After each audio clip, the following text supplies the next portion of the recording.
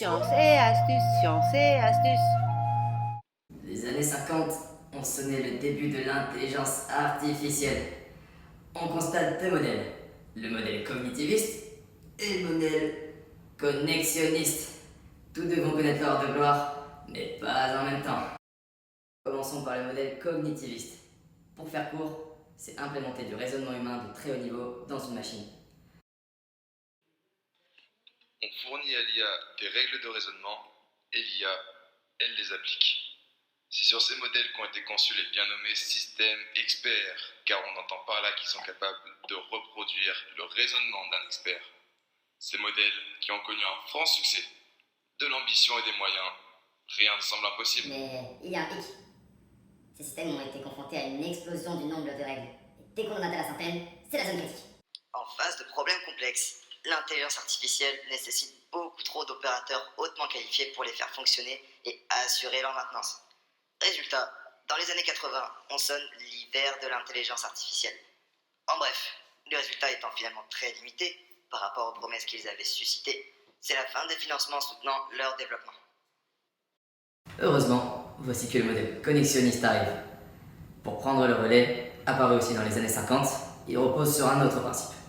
Il s'agit de petites unités de traitement, toutes connectées entre elles et avec un nombre de paramètres limité.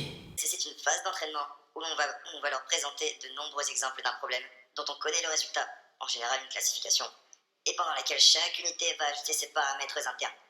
Une fois entraînés, ces systèmes sont ensuite capables de fournir des réponses correctes à des instances du problème qu'ils n'ont jamais vues auparavant.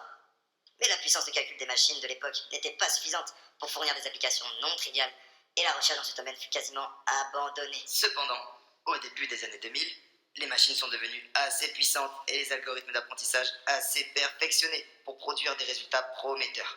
En 2019, par exemple, ce sont clairement les machines connexionnistes qui dominent et qui suscitent le plus d'intérêt dans la communauté de l'IA. On parle alors de réseaux de neurones profonds, les unités de traitement étant plus ou moins des analogues numériques aux neurones biologiques, et d'apprentissage profond. Ça ne marche pas encore super bien en 2019, mais c'est prometteur. Il y a aussi un hic avec les modèles connexionnistes. En fait, ils fonctionnent comme des boîtes noires. Vous savez, celles qui sont dans les avions. Un réseau de neurones, même bien entraîné, est capable de résoudre tout un tas de problèmes. Mais ici, le problème en l'occurrence, c'est que ces modèles sont incapables d'expliquer le cheminement qu'ils ont produit pour arriver à la catégorisation. Le passage des modèles cognitivistes aux modèles connexionnistes correspond aussi à un insidieux renversement de la charge de la preuve. Merci les transhumanistes. Jusqu'à la fin des années 90, on demandait aux concepteurs d'IA de démontrer que les comportements exhibés par leur machine pouvaient effectivement être qualifiés d'intelligents. Aujourd'hui, il est plutôt demandé aux philosophes et psychologues de démontrer en quoi le cerveau humain serait différent d'une machine. Certains avancent même qu'il lui serait inférieur, ou qu'il ne tardera pas à l'être. Science et astuce, tout.